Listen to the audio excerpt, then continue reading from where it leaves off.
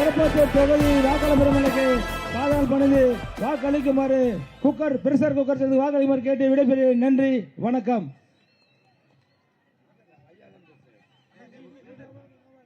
முன்னாள் அமைச்சர் வருங்கால அமைச்சர் ஜோலார்பேட்டையினுடைய சட்டமன்ற வேட்பாளர் அருமை சகோதரர் வீரமணி அவர்கள் இப்ப உங்களிடத்தில் வாக்கு சேகரிப்பார்கள். பசுமை தாயகத்துடைய தலைவர் டாக்டர் சின்னையா அவர்களை மாவட்ட கழகத்தின் சார்பாக வருக வருக வருக என இருகரம் கூப்பி வரவேற்று அடுத்து தமிழ்நாட்டில் அமைய போய்க்கூடிய என்டிஏ கூட்டணியை ஆதரித்து இங்கு பிரச்சாரம் செய்ய வருகை தந்திருக்கின்ற சின்னையா அவர்களுக்கு என்னுடைய பணிவான வணக்கங்களை முதற்கனை தெரிவித்து தமிழகத்திலே என்டிஏ கூட்டணியின் சார்பாக தலைமையேற்று வருகின்ற தேர்தலில் வெற்றி பெற்று முதலமைச்சராக பதவியேற்கக்கூடிய ஐயா எடப்பாடியார் அவர்களுடைய நல்ல ஆசையோடு இரட்டை இலை சின்னத்திலே போட்டியிடக்கூடிய எனக்கு சோலையார்பேட்டை பகுதியிலிருந்து வருகை தந்திருக்கின்ற என் அருமை அத்தனை சொந்த பந்தங்களுக்கும் புரட்சி தலைவர் எம்ஜிஆர் புரட்சி தலைவர் அம்மாவுடைய ரத்தத்தின் ரத்தமாக வந்திருக்கக்கூடிய தொண்டர்களுக்கும் உங்களை எல்லாம் பணிந்து கேட்டுக்கொள்வது இரட்டை இலை சின்னத்திலே வாக்களித்து என்னை வெற்றி பெற செய்யுமாய் உங்களை பணிவோடு கேட்டு நீங்கள் எல்லாம் ஆவலோடு எதிர்பார்த்து கொண்டிருந்த ஐயா டாக்டர் சின்னையா அவர்கள் இதோ உங்களிடையே குக்கர் சின்னத்திற்கும் இரட்டை இலை சின்னத்திற்கும் வாக்குகளை சேகரிப்பார்.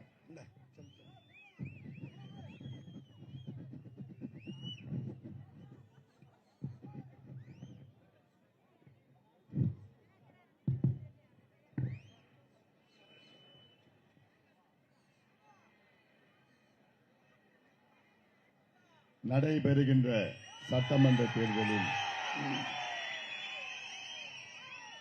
அனைத்து இந்திய அண்ணா திராவிட முன்னேற்ற கழகத்தின் தலைமையிலான வெற்றி கூட்டணி, நாம் எல்லோரும் சேர்ந்த தேசிய ஜனநாயக கூட்டணி, இந்த கூட்டணி சார்பிலே திருப்பத்தூர் சட்டமன்ற தொகுதியில் அம்மா மக்கள் முன்னேற்ற கழகத்தின் வெற்றி வேட்பாளர், இந்த பகுதியின் மண்ணின் மைந்தர், உங்களுக்கெல்லாம் நன்கு தெரிந்தவர், இந்த மக்களின் முன்னேற்றத்திற்காக பாடுபட்டு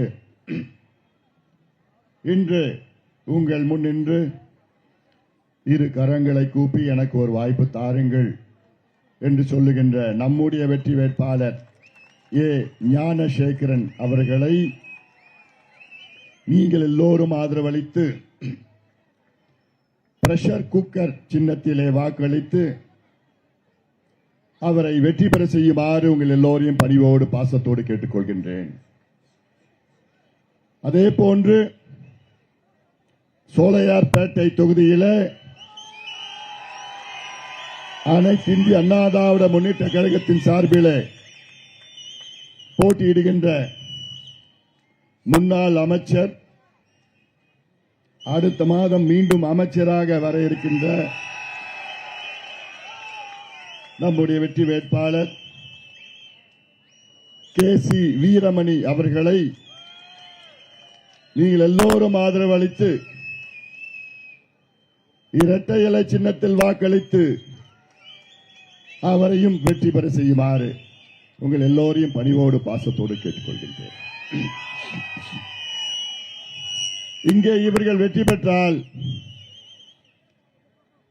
அடுத்த மாதம் தமிழ்நாட்டிலே ஆட்சி மாற்றம் நடக்கும்.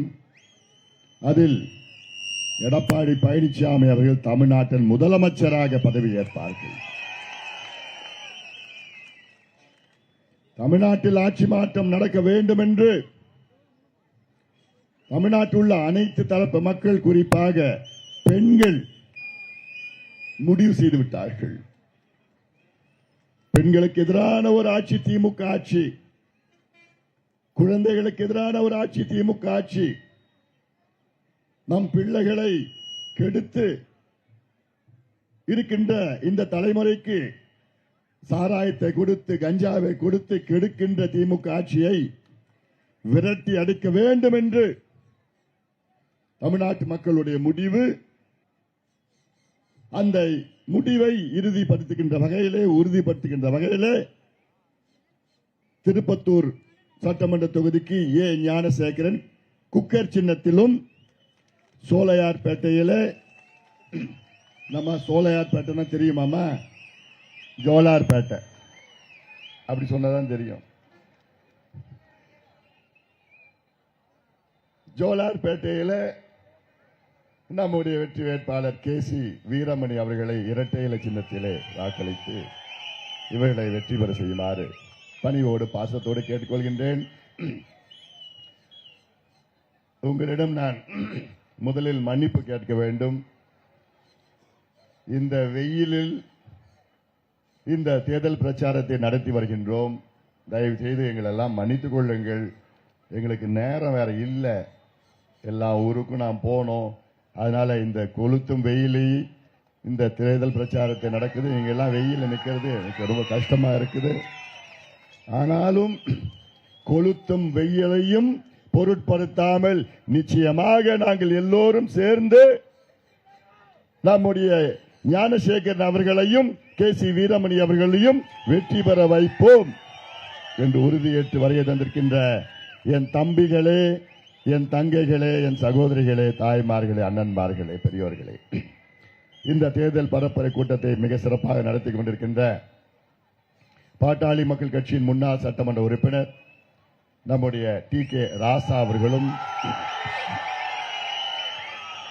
முன்னாள் சட்டமன்ற உறுப்பினர் S நடராஜன் அவர்களும், முன்னாள் சேர்மன் கிருபா அவர்கள், மாவட்ட தலைவர் குட்டிமணி அவர்கள், நிர்மலா ராசா அவர்கள், ஆனந்தன் அவர்கள், ராதாகிருஷ்ணன் அவர்கள், அன்பு சக்தி பூபதி அவர்கள், காசி அவர்கள், ரமேஷ் அவர்கள், சிவா அவர்கள், TKR அவர்கள், உதயகுமார் அவர்கள், அன்பழகன் அவர்கள், சந்தோஷ்குமார், கவிதா கோவிந்தன், சிலம்பரசன், ஸ்ரீனிவாசன், பன்னீர்செல்வம், சசிகுமார், அன்பழகன், பூபதி, உதயகுமார், ராமன் பாஷா, முருகேசன், கிஷோர்குமார், கோவிந்தசாமி, துரை, மோகன், பார்த்திபன், வீரமணி, மணிகண்டன், ஞானமோகன், ஸ்ரீனிவாசன், எல்லாம் பேரும் மொத்தம் சொல்லிடணுமா? இதை வெயில காத்துட்டு இருக்கிறாங்க. மற்றும் அனைத்து இந்திய அண்ணா திராவிட முன்னேற்ற கழகத்தின் அனைத்து நிர்வாகிகளுக்கும் பாரதிய ஜனதா கட்சியின் தண்டபாணி அவர்கள், ஈஸ்வரன் அவர்கள், அன்பழகன், மாரிமுத்து, KG பூபதி, கவிதா முருகன், அமமுகவின் வட்சியா முருகன் அவர்கள், சாந்தமூர்த்தி, சிவராமன், ஜெகநாதன், சேகர், ரகு, மனோகன், சரவணன், KT பன்னீர், அதிமுகவின் TT குமார் அவர்கள், TTC சங்கர் அவர்கள், செல்வம் அவர்கள், AR ராஜேந்திரன், டாக்டர் லீலா சுப்பிரமணியம், சிவாஜி, நாகேந்திரன், KC அழகிரி, பட்டபகத்தி பூபதி அவர்கள், மணிகண்டன், ரமேஷ், ஸ்ரீனிவாசன் அவர்கள் உள்ளிட்ட இங்கே வருகை தந்திருக்கின்ற என் உயிரினும் மேலான அன்பு பாட்டாளி சொந்தங்களே,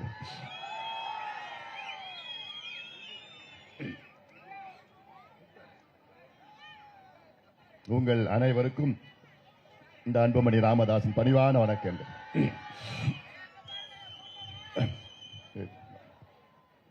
இந்த தேர்தல்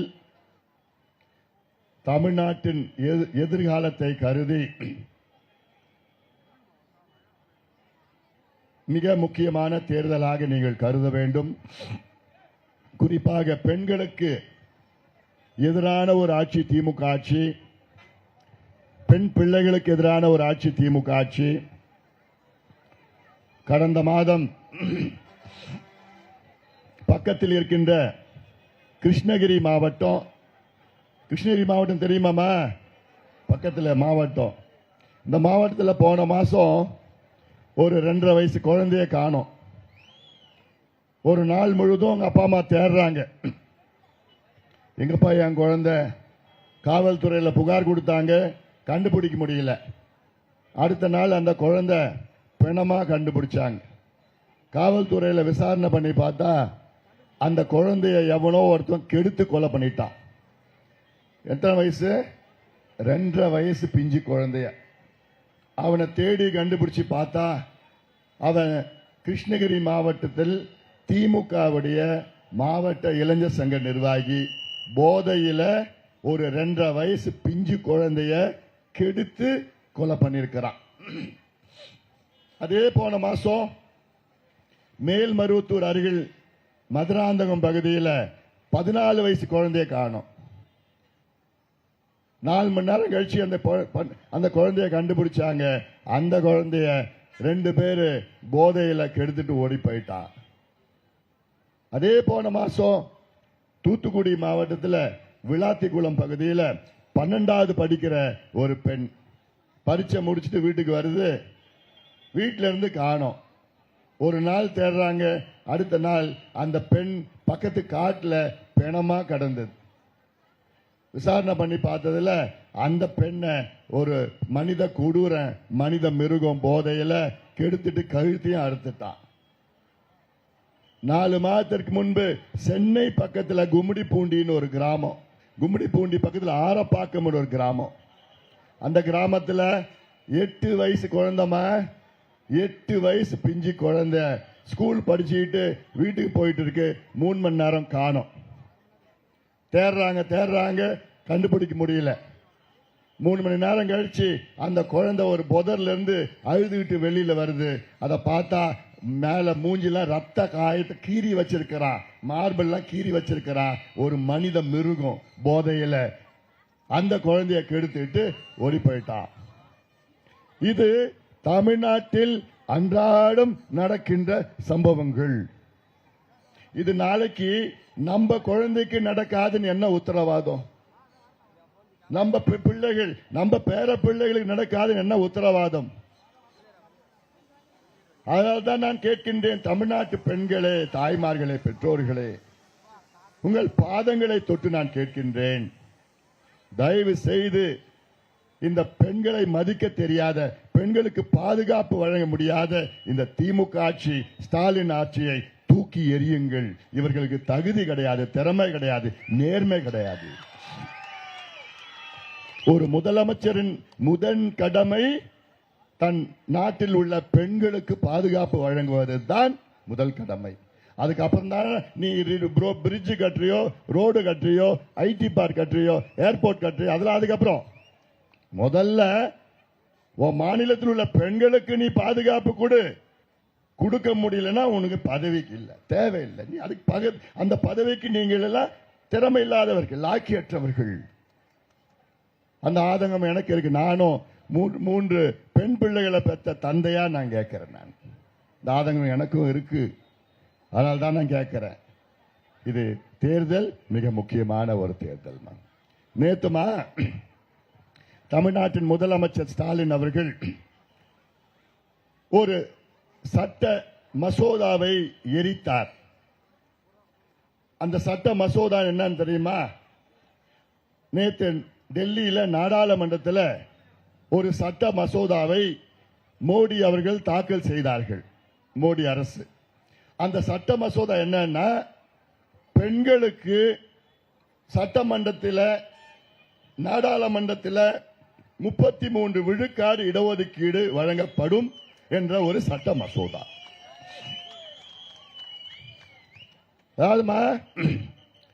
இன்னைக்கு தமிழ்நாட்டில் 39 நாடாளுமன்ற தொகுதி இருக்கிறது. இதில் வெறும் 5 பெண்கள் மட்டும்தான் இன்று நாடாளுமன்ற உறுப்பினர்களாக இருக்கின்றார்கள் மக்களவையில். இந்த சட்டம் நிறைவேறினால் 20 பெண்கள் தமிழ்நாட்டில் இருந்து நாடாளுமன்றத்திற்கு செல்லுகின்ற ஒரு சட்ட மசோதா. இதை எதிர்த்து இந்த சட்ட மசோதா நகலை எரித்து கொளுத்திய பெண்களுக்கு எதிரான ஸ்டாலின் அவர்களை ஒரு பெண்ணு கூட தமிழ்நாட்டிலே ஓட்டு போடக்கூடாது. எவ்வளவு வன்மம் பாருங்க. ஒரு முதலமைச்சர், பெண்கள்லாம் நீங்க முன்னேறக்கூடாதான், பெண்கள்லாம் நீங்க எம்எல்ஏ ஆகக்கூடாதான், பெண்கள்லாம் நீங்க எம்பி ஆகக்கூடாதான், பெண்கள் இப்படியே அடிமையா இருக்கணுமா, அவங்க தங்கச்சி மட்டும்தான் எம்பி ஆகணுமா, வேற யாரும் வரக்கூடாதாம்மா, நீங்கள் எம்எல்ஏ ஆகக்கூடாதாம்மா. எவ்வளவு வன்மமான ஒரு புத்தி ஸ்டாலின் அவர்களுக்கு. பெண்களுக்கு இடஒதுக்கீடு சட்டம், அதை இவர் கருப்பு சட்டை போட்டு எரிக்கிறாராம். இதுவே ஒரு குற்றம். ஒரு முதலமைச்சர் ஒரு சட்ட மசோதாவை எரித்தால் அது குற்றம். தேர்தல் ஆணையம் முதலமைச்சர் மீது நடவடிக்கை எடுக்கணும், வழக்கு பதிவு பண்ணணும்.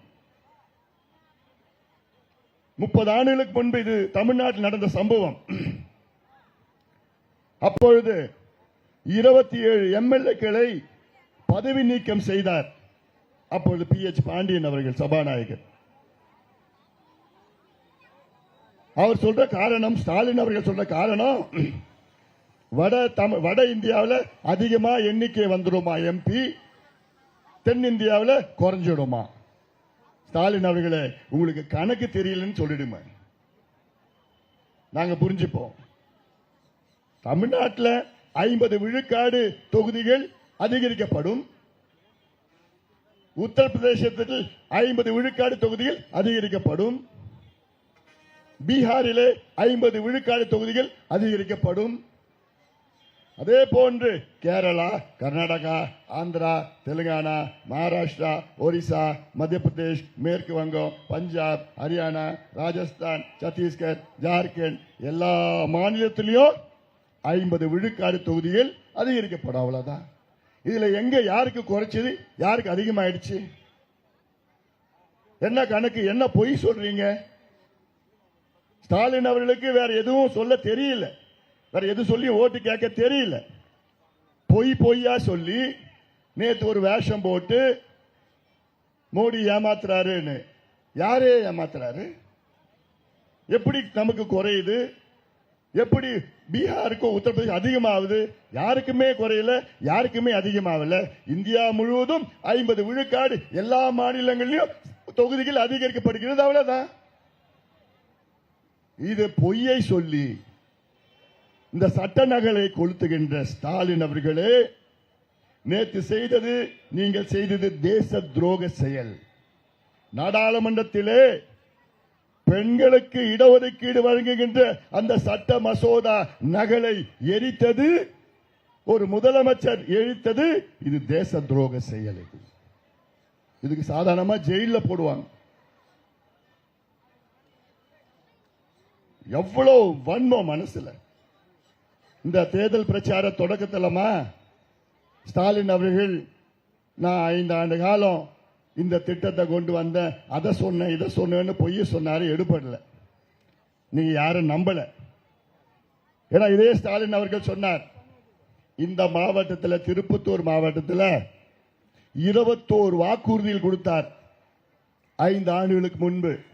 நாங்கள் வெற்றி பெற்றால் திருப்பத்தூர் மாவட்டத்திற்கு 21 வாக்குறுதிகளை நான் நிறைவேற்றுவேன் என்று. அதில் எத்தனை வாக்குறுதிகள் நிறைவேற்றினார் தெரியுமாமா? எத்தனைமா? 0, 0. 1 கூட நிறைவேற்றல.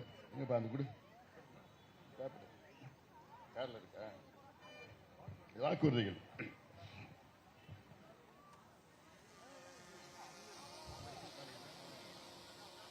அதுல 21 வாக்குறுதிகள். இங்க நாங்க திருப்பத்தூர் மாவட்டத்தில் நாங்க மருத்துவ கல்லூரியை கொண்டு வருவோம், தொழில்பேட்டை கொண்டு வருவோம். 1000 ஏக்கர் இங்க இருக்கு, ஒரு தொழிற்சாலை கூட கிடையாது. மூலிகை பண்ணை இந்த மலையில கொண்டு வருவோம். இப்படி 21 வாக்குறுதிகள் கொடுத்து இந்த மாவட்டத்துக்கு மட்டும். அதே போன்று கொடுக்கண்டா, வருண்டா வருண்டா, இன்னொரு ஒரு மாசம் பொறுத்துக்கோ. நம்ம ஆட்சி எடப்பாடி பழனிசாமி அவர்கள் தான் கடந்த தேர்தலில் நமக்கு 10.5 விழுக்காடு இடஒதுக்கீடு கொடுத்தார். கொடுத்தது எடப்பாடி பழனிசாமி அவர்கள் 10.5 விழுக்காடு. கெடுத்தது இந்த துரோகம் திமுக, மு.க. ஸ்டாலின் அவர்கள். நிச்சயமாக மீண்டும் வரும். இப்ப நான் வாக்குறுதிகளை பத்தி நான் சொல்றேன். திருப்பத்தூர் மாவட்டத்துக்கு, அதாவது இந்த திருப்பத்தூர் மாவட்டம் வரணும்னு பாட்டாளி மக்கள் கட்சி 30 ஆண்டு கோரிக்கையை நிறைவேற்றினார் எடப்பாடி பழனிசாமி அவர்கள் தான். எடப்பாடி பழனிசாமி அவர்கள் கடந்த ஆட்சி காலத்தில் திருப்பத்தூர் மாவட்டம், வேலூர் மாவட்டம், ராணிப்பேட்டை மாவட்டம், இவ்வளோ பெரிய வேலூர் மாவட்டத்தை 3ஆக பிரித்து நிர்வாகத்திற்காக பிரித்தது. விழுப்புரம் மாவட்டம் கள்ளக்குறிச்சி மாவட்டமா பிரிச்சு கொடுத்தாரு. காஞ்சிபுரம் மாவட்டம் செங்கல்பட்டு மாவட்டமா பிரிச்சாரு, தென்காசி மாவட்டம் திருநெல்வேலி மாவட்டமா பிரிச்சாரு. இப்படி பல மாவட்டங்கள் நிர்வாகத்துக்காக பிரித்த எடப்பாடி பழனிசாமி அவர்கள் 5 ஆண்டுல ஸ்டாலின் அவர்கள் ஒரு மாவட்டத்தை கூட பிரிக்கல, ஒரு மருத்துவ கல்லூரி கூட கொண்டு வரல, ஒரு நீர்ப்பாச திட்டம் கூட நிறைவேறல, ஒரு MBBS சீட்டு கூட அதிகப்படுத்தல, ஒரு மின் திட்டத்தை கூட நிறைவேற்றல. ஸ்டாலின் சொன்னாரு போன தேர்தலில் திமுக ஆட்சிக்கு வந்தால் மின் கட்டணத்தை 6000 ரூபாய் குறைப்பேன்னு சொன்ன ஸ்டாலின் அவர்களே இன்னைக்கு 60 விழுக்காடு மின்சார கட்டணம் ஏறி இருக்கிறது. 60 விழுக்காடு. இதெல்லாம் நீங்கள் சிந்திங்க. இன்னைக்கு தமிழ்நாட்டில் மிகப்பெரிய பிரச்சனை இந்த பிள்ளைங்களுக்கு கஞ்சாவும் போதை மாத்திரையும். இதை விற்கிறது திமுக காரன் தான் வித்துட்டு இருக்கிறான். அதில் நமக்கு உங்க பிள்ளைகளுக்கு பேர பிள்ளைகளுக்கு விடிவு வர வேண்டும். அதற்கு இங்கே இந்த தொகுதியிலே ஞானசேகரன் அவர்களும் ஜோலார்பேட்டையிலே வீரமணி அவர்கள் வெற்றி பெற்றாக வேண்டும். அப்போதுதான் ஆட்சி மாற்றம் நடக்கும், சமூக நீதி நிலைநாட்ட முடியும், சமூக நீதி நிலைநாட்ட முடியும். ஸ்டாலின் அவர்கள் தொடக்கத்தில் அவங்க 5 ஆண்டு காலம் ஆட்சியை பத்தி வாக்குகள் சேகரித்தார், எடுபடல. அதற்கப்புறம் ஸ்டாலின் அவர்கள் ஐயோ பிஜேபி வந்துருவாங்கன்னு பூச்சாண்டி காமிச்சாரு, அதுவும் எடுபடல. நான் சொன்னேன் ஸ்டாலின் அவர்களே, நடக்கிறது எம்எல்ஏ தேர்தல், MP தேர்தல் முடிச்சு 2 வருஷம் ஆயிடுச்சு. MP தேர்தல் உங்களுக்கும் மோடிக்கும் போட்டி, இது எம்எல்ஏ தேர்தல் உங்களுக்கும் எடப்பாடி பழனிசாமிக்கும் போட்டின்னு சொன்ன உடனே அதை பேச நிறுத்திட்டாரு. இப்ப ஸ்டாலின் அவர்கள் என்ன சொல்றாருன்னா, எடப்பாடி பழனிசாமி அவர்களையும் என்னையும் மோசமான கொச்சை வார்த்தையில பேசிட்டு இருக்கிறார். அவங்களுக்கு அதுதான் பழக்கம். திமுகவுடைய DNA ரத்தத்திலே ஊறி இருக்கு. அசிங்கமா பேசணும், அவமானமா பேசணும், கொச்சையா பேசணும், வேற எதுவும் தெரியல, வேற எதுவும் பேசுறதுக்கு இல்லை. எனக்கும் பேச தெரியும், அவரை பத்தி பேசலாம், அவர் வளர்த்த பிள்ளைய பத்தி பேசலாம். நல்லா வளர்த்திருக்காரு பிள்ளைய, எனக்கும் பேச தெரியும். ஆனா அந்த அளவுக்கு நாங்கெல்லாம் தரந்தாழ்ந்து, உங்களை போன்ற தரந்தாழ்ந்தெல்லாம் நாங்க பேச மாட்டோம். நாங்க வளர்ச்சியை பத்தி பேசுவோம், விவசாயிகள் கஷ்டங்களை பத்தி பேசுவோம், பெண்களுடைய பிரச்சனைகளை பத்தி பேசுவோம், நெசவாளர்களுடைய பாதிப்பை பத்தி பேசுவோம். நாங்க இப்போ ஸ்டாலின் அவர்கள் கடைசியில பயத்துல, அந்த கடைசியில ஒரு நடுக்கும்பார் இருக்கும்பார் தேர்தலுக்கு முன்பு, அந்த நடுக்கத்துல ஸ்டாலின் அவர்கள் எல்லாத்தையும் விட்டுட்டார். இப்போ 5 வருஷம் ஆண்டதை விட்டுட்டார், அவருடைய தேர்தல் அறிக்கையை விட்டுட்டார், அவருடைய வினா போன அந்த திராவிட மாடலையும் விட்டுட்டார். இப்ப கடைசியா ஸ்டாலின் அவர்கள் என்ன பேசுறாரு தெரியுமா? அம்மா தயவு செய்து எனக்கு ஓட்டு போடுமா, உனக்கு 8000 ரூபாய் கூப்பன் தரமா. அந்த நிலைக்கு வந்துட்டார். தலை எழுத்து 5 ஆண்டு காலம் சாதனையை பத்தி பேசுன்னு சொன்னா 8000 ரூபாய் கூப்பனை பத்தி பேசிட்டு இருக்கிறார் ஸ்டாலின். இதெல்லாம் புரிஞ்சுக்குமா? அதுவும் டூப்ளிகேட் கூப்பன். அதான் போய் யாரும் வாங்கிட போறீங்க, அது கிழிச்சு குப்பையில போடணும், ஒன்னும் ஆக போறது கிடையாது. அந்த டூப்ளிகேட் கூப்பன் கொடுக்கலன்னு திருச்சி இல்லமா முந்தா நாள் ஒரு பெண், கல்லூரி படிக்கிற பெண், ஏதோ டூப்ளிகேட் கூப்பன் 8000 ரூபாய்க்கு பிரிண்ட் பண்ணி கொடுத்தாங்க. அத ஒரு பெண் கேட்டுச்சு, அந்த பெண்ணுக்கு அந்த டூப்ளிகேட் கூப்பன் திமுக காரன் கொடுக்கல. அந்த பெண் பட்டியலினத்தை சார்ந்த பெண், பட்டியலினா தாழ்த்தப்பட்ட சமுதாயத்தை சார்ந்த பெண், கல்லூரியில் படிக்கிற பெண். அது கேட்டுச்சு, கொடுக்க முடியாதுன்னு சொன்னாங்க. ஏன்னு சொல்லிச்சு, இல்ல நீ பட்டியலினத்தை சார்ந்தவர், அதனால உனக்கு கொடுக்க முடியாது அப்படின்னு திமுக காரன் சொன்னாங்க. அவமானம் தாங்காம அந்த பெண் தற்கொலை பண்ணிடுச்சுமா. எதுக்கு? இந்த டூப்ளிகேட் கூப்பனுக்காக. அதான் நான் கேட்கிறேன். அதுல இப்போ 6 திமுக காரங்களை கைது பண்ணிருக்கிறாங்க. இந்த டூப்ளிகேட் கூப்பன் 8000 கூப்பன் நம்பாதீங்க. இந்த 8000 ரூபாய் கூப்பன் உங்களுக்கு கிடைக்கணும்னா திமுக கட்சிக்காரங்கிட்ட நீங்க 3000 ரூபாய் லஞ்சம் கொடுக்கணும். உனக்கு சும்மா கொடுக்க மாட்டான். அந்த கூப்பனை கொடுக்கறதே திமுக கட்சிக்காரன் தான் கொடுப்பான், அவன் குடும்பத்துக்கு தான் கொடுப்பான், உங்களுக்கு கொடுக்க மாட்டான். ஆனால் எடப்பாடி பழனிசாமி அவர் சொல்றாரு, நான் உங்களுக்கு 10,000 ரூபாய் பணத்தை நேரடியாக வங்கி கணக்கில் நான் போடுறேன். 8,000 ரூபாய் பெருசா 10,000 ரூபாய் பெருசா? இது எதுக்கு நான் சொல்றேன்னா, ஸ்டாலின் அவர்கள் கடைசியில 8,000 ரூபாய் கூப்பனை நம்பி இருக்கிறார். 5 ஆண்டு காலம் கிழிச்சதை பத்தி எல்லாம் பேசல, கிழிக்காத பத்தியும் பேசல. 8,000 ரூபாய் கூப்பனை வச்சு நம்பி இவங்க எல்லாம் ஓட்டு கேட்டுட்டு இருக்கிறாங்க. இந்த லட்சணத்துல தான் இருக்கிறாங்க. இந்த பகுதியெல்லாம் எப்படிப்பட்ட பகுதி? எவ்வளவு காலமா நம்ம கோரிக்கை, பாலாறு தென்பெண்ணை இணைக்க வேண்டும் என்று எவ்வளவு காலம் கோரிக்கை. அதெல்லாம் பார்க்கிறேன். இதுதான் 21 தேர்தல் அறிக்கை, 21 உறுதிகளை இந்த மாவட்டத்தில் கொடுத்திருக்கிறார். 17 வாக்குறுதிகள். அதில் பார்த்தா திருப்பத்தூரில் அரசு மருத்துவக் கல்லூரி தொடங்கினாங்களா? திருப்பத்தூரில் அரசு பாலிடெக்னிக் கல்லூரி அமைச்சாங்களா? திருப்பத்தூரில் மாம்பழம் கூழ் ஆலை அமைக்கப்படும் இல்ல. திருப்பத்தூரில் புறவழிச்சாலை அமைக்கப்படும் இல்ல. நாற்றம்பள்ளி மல்லக்குண்டாவில் தொழிற்பேட்டை அமைக்கப்படும் இல்ல. ஜலகம்பாறை அருவி சுற்றுலா தலமாக மாற்றப்படும். ஜவ்வாது மலை காவலூரில் மூலிகை பண்ணை அமைக்கப்படும் இல்ல. ஜவ்வாது மலை காவலூர் அதான் வாணியம்பாடியில் சந்தன மர தொழிற்சாலை அமைக்கப்படும். சந்தன மரமே இல்லை. தோல் தொழிற்சாலை கழிவுநீர் சுத்திகரிப்பு நிலையம் அமைக்கப்படும் இல்ல. ஜோலார்பேட்டை அரசு மருத்துவமனையில் புற்றுநோய் சிகிச்சை பிரிவு அமைக்கப்படும் இல்ல. ஆம்பூர் வாணியம்பாடியில் தொழில்பேட்டைகள் தொடங்கப்படும் இல்ல. ஒகேனக்கல் கூட்டு குடிநீர் திட்டம் திருப்பத்தூருக்கு விரிவாக்கம் செய்யப்படும். தண்ணி வந்துச்சா? இல்ல. தென்பெண்ணையாறு செட்டேரி அணை இணைக்கப்படும் இல்ல. சோலையார்பேட்டையில் சிப்காட் பேருந்து நிலையம் அமைக்கப்படும் இல்ல.